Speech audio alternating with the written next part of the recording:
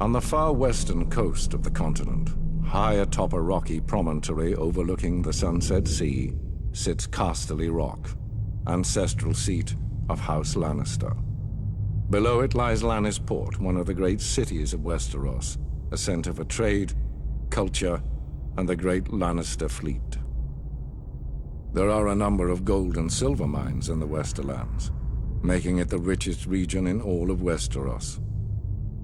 One of the most productive mines lies beneath Casterly Rock itself, making House Lannister the wealthiest of all the noble houses. This allows House Lannister to finance many endeavors of other noble houses.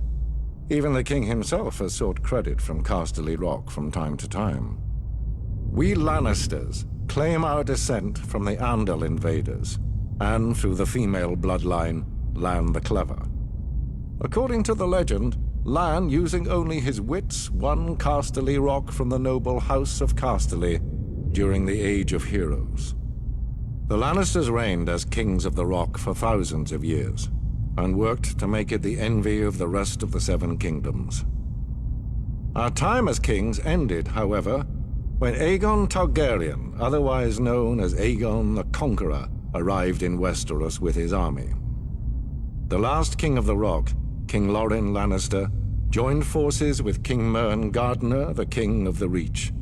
Together, with 60,000 men, they met the Targaryen host in open battle. History tells us that Aegon unleashed all 3 of his dragons, slaughtering 4,000 men at what came to be known as the Field of Fire. King Mern himself was burned alive that day, and House Gardener turned to ash with him. Seeing both the threat and opportunity the Targaryens represented, Loren wisely surrendered and aided Aegon in his further conquest of Westeros. The Lannisters were thus appointed Lords Paramount of the Westerlands and Wardens of the West, titles we hold to this day. Let us be clear, though. It is neither luck nor royal favor that makes our house prosperous. There have been times in our history where some have thought us weak, lazy, or opulent. My father, Titus Lannister, nearly bankrupted our house with his poor investments, and allowed himself to be mocked openly at court. When our vassal, the Rains of Castamere, dared to rise up against the Lannisters, they learned how dangerous it can be to taunt a lion. I, Tywin Lannister, led the assault on Castamere to put down this rebellion. I made an example of them, to anyone who doubts our might. They even made a quaint song about the fates of the Rains of Castamere. Sadly, there are no Rains left to hear it.